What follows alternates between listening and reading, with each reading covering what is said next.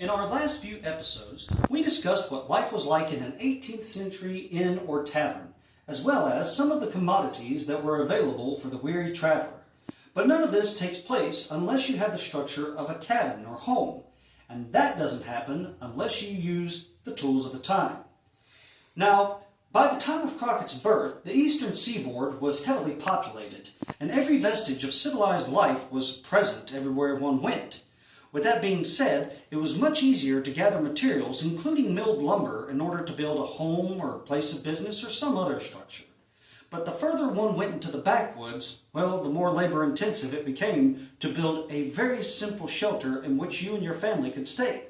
And this is evidenced to us by the 1790s memoirs of Benjamin Franklin, who writes that the first settler in the woods is generally a man who has outlived his credit or fortune in the civilized parts of the state. His time for migrating is in the month of April. His first object is to build a small cabin of rough logs for himself and his family. The floor of his cabin is of earth. The roof is of split logs. A light is received through a door, and in some instances, through a small window made of greased paper. A coarser building adjoining the cabin affords shelter to a cow and a pair of good horses. The labor of erecting these buildings is succeeded by the killing of the trees on a few acres of ground near the cabin. This is done by cutting a circle around the trees 2 or 3 feet from the ground. But of course, what Benjamin Franklin's description gives us is a look into the first shelter that the pioneer families are going to be building, because this is a rather crude structure with a floor made of earth, in his own words. So people are not going to be staying in that permanently. Rather, they're staying in it just long enough to plant their crops, and then from there, they would focus on building a bigger, somewhat more elaborate structure. But of course, you're going to need a variety of tools to accomplish this. And the one that comes to mind and is literally the first link in the chain of tools to be used is the axe. Of course, axes at the time were designed in a variety of ways for different tasks. You had the quintessential felling axe, which was used for cutting trees as well as splitting firewood. There was the much smaller belt axe, which was used for a variety of small tasks that would come to hand. You had the broad axe, which, with the addition of a wooden maul, could be used similarly to a chisel in order to provide somewhat clear cuts and notches.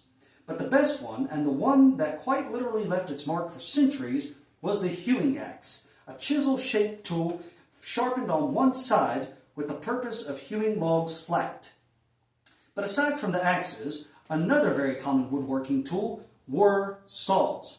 And like the axes, saws could be designed for different tasks that one might encounter. And the teeth patterns could vary from one saw to the next. Obviously, there was the cross-cutting saw made for the purpose of cutting across the grain, or the rip saw, cutting against the grain.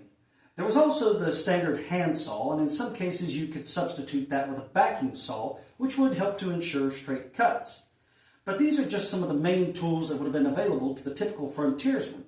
However, if you happen to be a craftsman, well, you're going to need a bigger variety of tools, and this is evidenced just in their collection of saws alone. You had the compass saw, which was used for cutting curves, the dovetail or tenon saw, which was used for cutting certain joints or notches in your logs. And of course, the keyhole saw was meant to get into tight spaces to make tiny cuts. But aside from these, there was a plethora of other woodworking tools, or just tools in general. Of course, we have froes, augers, bores, and of course, shovels. Now, the purpose of bores was to quite literally bore a hole to a certain depth or diameter, depending upon what project you're working on.